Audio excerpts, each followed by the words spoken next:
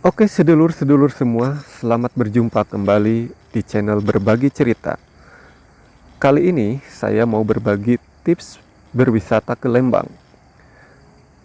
Tak jarang loh kalau di hari libur, Lembang itu selalu macet. Apalagi pas di long weekend, pasti macet sekali. Nah, gimana caranya supaya kita bisa menyingkat waktu perjalanan kita? Sebenarnya, objek wisata di daerah Lembang itu banyak yang berdekatan loh. Contohnya, yaitu The Great Asia Afrika dengan Farmhouse. Kedua objek wisata ini sebenarnya berseberangan.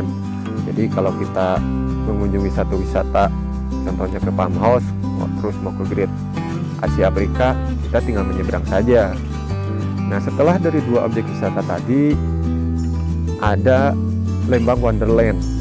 Objek wisata ini sebenarnya masih satu kawasan dengan pusat oleh-oleh tahu susu Lembang. Nah, setelah dari Lembang Wonderland, kita bisa menuju ke floating market. Jaraknya kurang lebih 1-2 km ya. Nah, di kawasan floating market ini masih ada beberapa objek wisata yang lain, yaitu Rainbow Garden.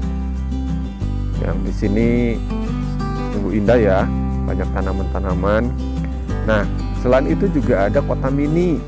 Itu masih sama berdekatan di kawasan floating market. Nah, serasa di mana gitu ya kalau ada kita di sini.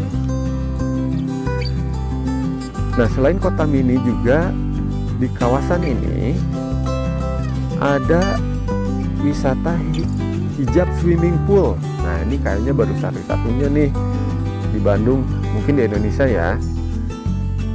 Di sini di kawasan hijab swimming pool ini, jadi si pria dan si wanita itu terpisah ya kolam renangnya. Nah, kemudian ada juga The Range. Nah, si The Range ini objek wisata berkuda ya.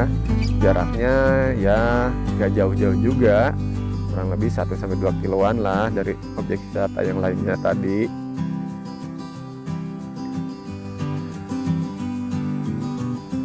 Nah, setelah dari The Range kita bisa ke kebun begonia. Ini ke arah timur lagi ya, di Jalan Maribaya gitu.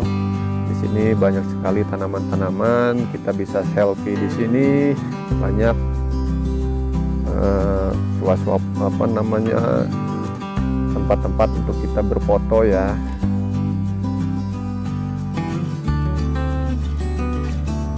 Nah, lebih ke timurnya lagi itu ada namanya Curug Maribaya. Nah, ini objek wisata bersejarah ya, udah lama soalnya. Lebih ke timurnya lagi dari Curug Maribaya itu ada dua objek wisata, yaitu Rumah Belanda yang menyajikan suasana seperti di Belanda gitu. Nah, dari Rumah Belanda ada lagi itu The Lodge Maribaya. Nah, di sini kita bisa melihat suasana hutan ya, terus ada tebing. Objek-objek fotonya bagus loh di sini. Nah, kalau ke arah barat dari pusat kota Lembang itu ada namanya Lembang Park and Zoo. Ini salah satu objek wisata baru di Lembang loh. Nah, setelah Park and Zoo ada juga yang namanya objek wisata air terjun Pelangi, atau dulunya ini lebih dikenal dengan Curug Cimahi ya. Nah, kalau ke objek wisata ini harus siap-siap fisik lur. Kenapa? Karena itu yang namanya tangganya itu ya ampun, bikin napas ngos-ngosan gitu loh. Oke, setelah dari air terjun Pelangi, lebih ke baratnya lagi itu ada Dusun Bambu ya. Nah, ini indah ya.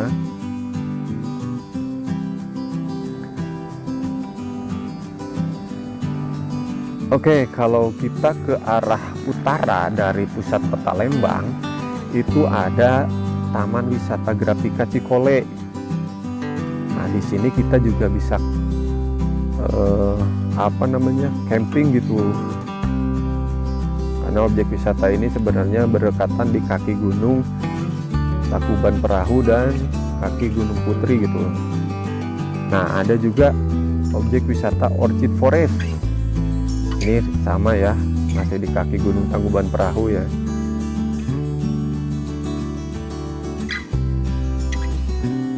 Nah, tentunya lagi lebih ke utaranya yang sudah tak aneh lagi, yaitu objek wisata Kawah Gunung Tangkuban Perahu. Jaraknya kalau mau ke sini lumayan sih ya, agak menanjak juga gitu soalnya. Ya kurang lebih kalau dari pusat kota Lembang itu 7-8 kiloan lah kalau mau sampai ke pas kawahnya banget. Oke, itulah informasi atau berbagi cerita dari saya kali ini.